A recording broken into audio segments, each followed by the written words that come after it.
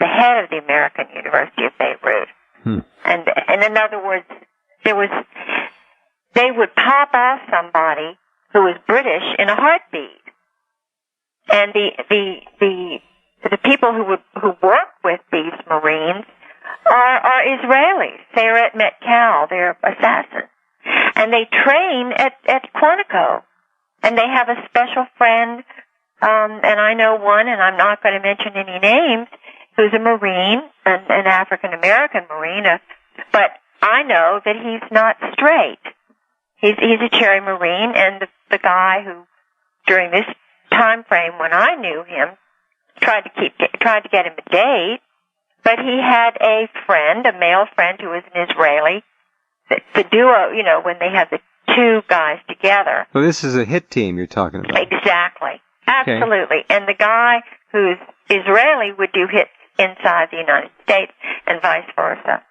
And they would just take a flight and they'd, just as the SEAL teams do, and go over there and dress up as if they're Arabs or Palestinians and blame it on the Palestinians in order to create well, it's not only false flag operations, but operations that go far beyond that. So when you see the bombings and the killings and so forth, even of American soldiers in Iraq, the stories that suggest that there may be Israelis involved with killing American soldiers. There always are Israelis involved, and that's, if you even look at Abu Ghraib, and that's the thing, when I was living with Sarah McClendon, because I have a roommate who was Jewish. I mean, I'm not No, prejudice. I know. We understand that. It's okay. But the thing was, I went into the Department of State. This was during Clinton's administration because I wanted to see the Near East section. I really wanted peace in that area. And I was going with a group of school kids who were going through the Department of State and having a show of everything. And I went up to the floor where the Near East section, they call it, was and is. They had about 8 doors with these little punch code things, and all the doors were open. And I went into every single door, and there was not one Christian, there was not one Roman Catholic, there was not one Muslim, not one Arab. They were all Zionists, or men with yarmulkes, and they had, and I said to everyone, every single one, not one exception. And I had seen Dennis Ross and some of these guys who are, are dual nationals, who are what we call neocons, because right. they are really more pro-Israeli than they are pro-American.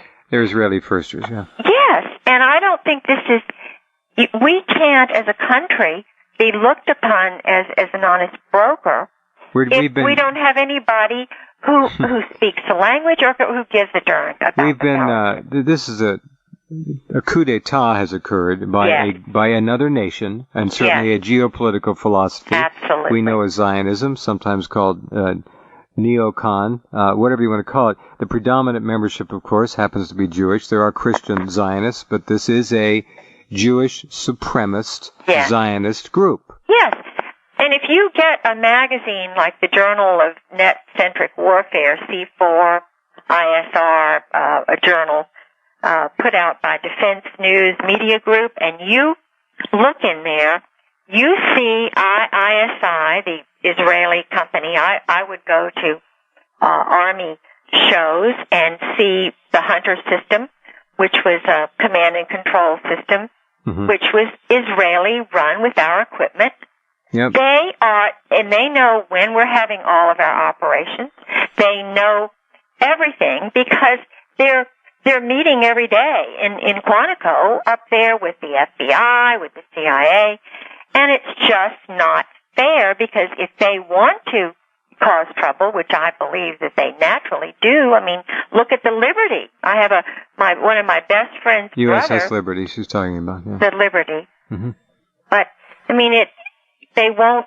That's just one example. Yeah, There's suggestion that the 241 Marines that were killed in Beirut in the bombing were taken out by Israelis as well. Yeah, because Sharon was involved with that, and my husband said he knew about it beforehand. And there he was, a Marine, knowing about it, and he could do nothing. Well, as you know, Israeli companies have the contracts to do the billing for about 80% or so of American telephone and cell phone communications. They've also put in the highest level, ultra top secret communications systems and software between the White House and the Pentagon. Yeah. And don't tell me they haven't built back doors in there. They have the ability to monitor telephone calls real time all the way to Israel and listen in anywhere they want at any time. These people are absolutely brilliant at what they've done, and they have totally taken over much of the internal mechanism of this country at the upper level. Absolutely. And the top computer guy at the Pentagon, I know, and he is a rabid Zionist and calls himself an anarchist. And what's somebody like that doing in charge of all the Well, computers? and we have, of course, Zakheim during his tenure at the Pentagon when $1 trillion went missing. Yeah. All right, stand by. We'll break and come right back with Kay Griggs.